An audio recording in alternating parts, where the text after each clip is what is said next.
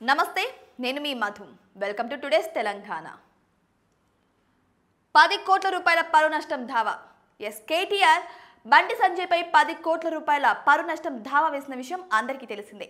అయితే కేటీఆర్ అన్నారు ఇంతకు ముందు ఫోన్ ట్యాపింగ్ విషయంలో నా గురించి ఘోరంగా అవమానించారు బండి సంజయ్ ఎటువంటి ఆధారాలు లేకుండా బహిరంగంగా నా గురించి ఎలా విమర్శించగలరు అని కేటీఆర్ తన న్యాయవాదితో కలిసి నోటీసులు పంపించడం జరిగింది బండి సంజయ్కి సో ఆ తర్వాత బండి సంజయ్ నుంచి ఎటువంటి రెస్పాన్స్ రాకపోవడంతో ఇప్పుడు ఈ విషయమే ఇలా మారిపోయిందన్నమాట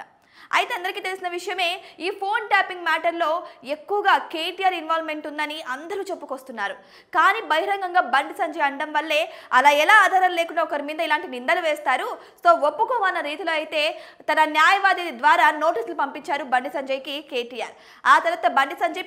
పట్టనట్టు వ్యవహరించారు ఇప్పుడు ఇదే విషయమై సిటీ సివిల్ కోర్టులో కేసు కూడా దాఖలైంది నా విషయంలో 10 కోట్ల రూపాయలు అంటే పరువు నష్ట దావా కింద 10 కోట్ల రూపాయలు చెల్లించాల్సిందే అని డిమాండ్ చేశారు లేదా అందరి ముందర బహిరంగంగా నాకు సారీ చెప్పాలి ఎలా అయితే బహిరంగంగా ఫోన్ ట్యాపింగ్ గురించి చెప్పారో అదంతా అబద్ధము ఇవి కేవలం మాటల వరకే పరిమితం అన్న రీతిలో తమ తప్పును తాము ఒప్పుకొని కేటీఆర్కి సారీ చెప్పాలి అని చెప్పేసి కేటీఆర్ న్యాయవాది డిమాండ్ చేయడం జరిగింది సో ఈ విధంగా చూసుకుంటే ఇప్పుడు ఈ విషయమే పెద్ద టాపిక్గా మారిపోయింది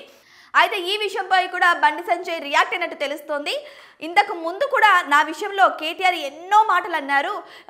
తంబాకు తింటున్నావన్నారు 6 ముక్కలు కోస్తా అన్నారు ఏది ఎక్కడ లేదు ఇంతకు ముందు డెవలప్ చేసింది లేదు ఉద్యోగాలు ఇచ్చింది లేదు కానీ ఎదుటి వాళ్ళ మీద మాత్రం ఇలాంటి దావాలు వేయడం మాత్రం చాలా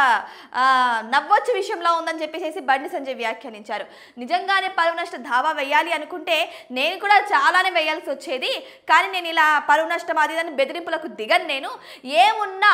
న్యాయంగా రాజకీయంగానే నేను వెళ్తాను రాజకీయంగానే నేను ఫైట్ చేస్తానని చెబుతున్నారు బండి సంజయ్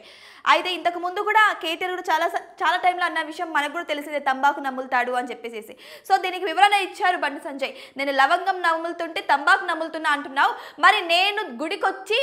ప్రామిస్ చేస్తాను నేను తంబాకు నమ్మడం లేదు అని మరి నువ్వు డ్రగ్స్ తీసుకోలేదని ప్రామిస్ చేయగలవా అని ఒక సవాల్ విసిరారు బండి సంజయ్ సో ఈ విధంగా చూసుకుంటే వీళ్ళిద్దరి మధ్య కూడా మాటల యుద్ధాలు చాలా ఘోరంగానే జరిగాయి సో ఇదంతా పక్కన పెట్టేసేస్తే అసలు వీళ్ళిద్దరి మధ్య ఏం జరుగుతుంది ఇలా బహిరంగంగా ఒకరి మీద ఒకరు దూషించుకుంటున్నారు కానీ ఎదుటి పడితే మాత్రం ఒకరొకొకరు షేక్ హ్యాండ్స్ ఇచ్చుకుంటున్నారు హక్ చేసుకుంటున్నారు మరి ఏం జరుగుతుంది అయితే వీళ్ళు ప్రజలను ఏమారుస్తున్న ప్రయత్నం అయితే చేస్తున్నారా అసలు వీళ్ళైతే ఎదురు పడితేనేమో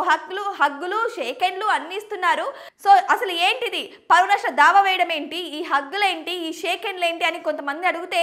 బండి సంజయ్ నాకు అన్నలాంటోడు పర్సనల్ లైఫ్ రాజకీయమే అన్న రీతిలో సమాధానాలు ఇచ్చారు అంటే పర్సనల్ లైఫ్లో ఏమో ఇద్దరు ఒకటే రాజకీయంగా వచ్చేసరికి ఇద్దరు విమర్శించుకుంటున్నారు అసలు ఏం జరుగుతుంది ప్రజలని ఏమార్చే ప్రయత్నాలు చేస్తున్నారా లేదంటే ఈ ఇద్దరు కలిసి ఇటువంటివి అంటే బహిరంగంగా ఇలా ఒకరినొకరు దూషించుకుంటూ ఏదైనా ప్లాన్ చేస్తున్నారా ఇవన్నీ చూస్తుంటే గతంలో జరిగిన విషయాలన్నీ కూడా తవ్వి చూస్తుంటే అసలు వీళ్ళిద్దరు కావాలని ప్లాన్ ప్రకారం ఇవన్నీ జరుగుతున్నాయని కూడా చాలా మందికి సందేహమే రావచ్చు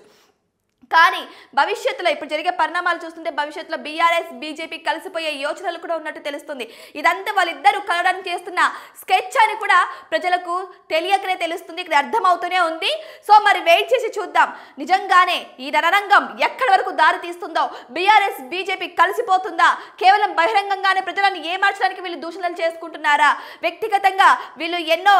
పై ఎత్తులు వేస్తున్నారా ప్రజలను పిచ్చోలు చేసే ప్రయత్నంలోనే ఇది కూడా ఒక చర్యనా మరి మీకేమనిపిస్తుంది కామెంట్ బాక్స్ లో కామెంట్ చేయండి ఇటువంటి మరిన్ని ఇంట్రెస్టింగ్ అప్డేట్స్ కోసం మా ఛానల్ ని సబ్స్క్రైబ్ చేసుకోవడం మాత్రం మర్చిపోకండి